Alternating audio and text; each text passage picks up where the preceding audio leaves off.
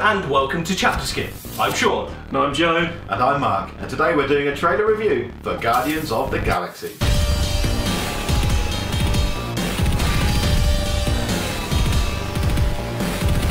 Guardians of the Galaxy is one of the latest films to be released from Marvel's stable. And it's due to be hitting cinemas here in the UK in August this year.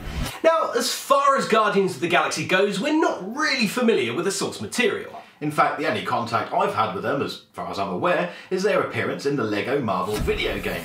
Other than that, I don't really know what to expect from the story in regards to how faithful it's going to be to its source material. The story centres on space pilot Peter Quill, or Star-Lord as he likes to call himself. And he's being played by Chris Pratt.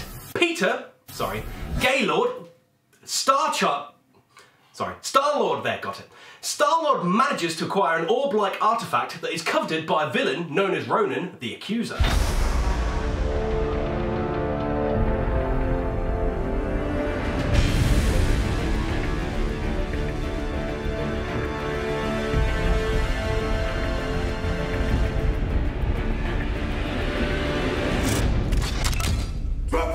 Now! Yeah, hey, cool, man. No problem. No problem at all. Who are you? Star-Lord. Who? Well, Star-Lord, man. Legendary outlaw. Now, Ronan isn't the only bad guy in the movie either, as Benicio del Toro, or as I like to call him, Mexican Brad Pitt, will return as the Collector. Who, of course, everyone is familiar with because we all saw that end sequence from Thor: The Dark World. There'll also be Nebula, who's played by Karen Gillan, herself no stranger to the sci-fi genre, having assisted Doctor Who on more than one occasion. And Djimon Hounsou also stars as Korath the Pursuer.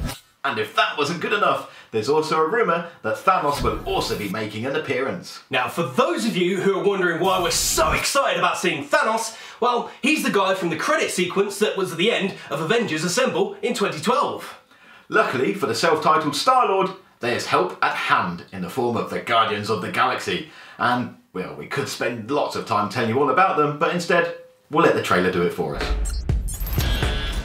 We arrested these 5 on Xandar. Check out the rap sheets.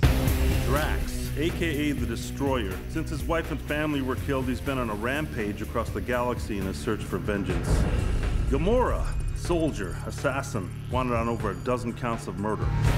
Rocket, wanted on over 50 charges of vehicular theft and escape from lockup. What the hell? Groot, has been traveling recently as Rocket's personal houseplant / muscle. Peter Jason Quill. He's also known as Star-Lord. Who calls him that? Himself, mostly. He's wanted largely on charges of minor assault, public intoxication, and fraud. Oh, I'm sorry. I didn't know how this machine worked. Pretty badass, right? Bradley Cooper voices Rocket, whilst Vin Diesel voices Groot with Zoe Saldana and WWE wrestler Dave Bautista playing Gamora and Drax the Destroyer, respectively. Whilst looking through the cast for this film, I've noticed that there's quite a few faces in here from other well-known franchises. As we said earlier, there's Karen Gillan from Doctor Who, but of course there's Vin Diesel, who is also Riddick, whilst Zoe Saldana plays Uhura in the Star Trek reboots. Lee Pace was in The Hobbit, and Peter Serafinowicz is in there as well, and he of course voiced Darth Maul in Star Wars, the crappy prequel ones that is. Now there's loads more little links like this, but to be honest we don't really have the time for any more, as we'd probably be here all day. Well, I do have one more actually. Bradley Cooper plays a raccoon, and on the PS2 there was a game series about a raccoon and he was named Sly Cooper, so that's 2 Cooper raccoons for the price of 1. Anyway, moving on.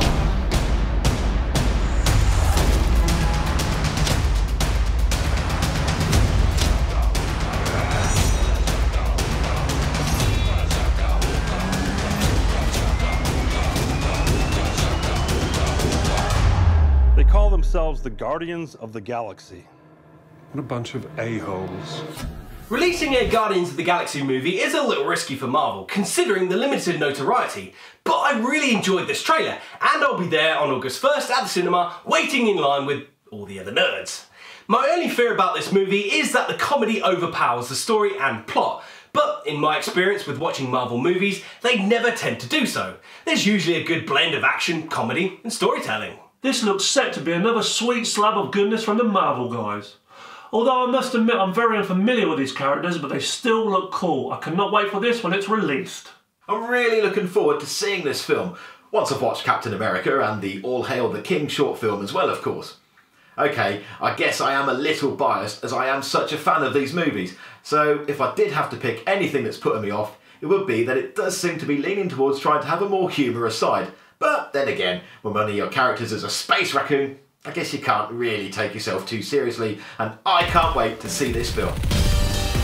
Thanks for watching this Guardians of the Galaxy trailer review. Now we've given our opinions, now it's time for you guys to pitch in. Leave a comment down below telling us your thoughts to this trailer. You can also send us a tweet over to @ChapterSkip, and remember to use #ChapterSkip2. For even more ChapterSkip content, check out our brand new podcast channel. The link is in the description. And before you go, don't forget to hit that subscribe button. Thanks.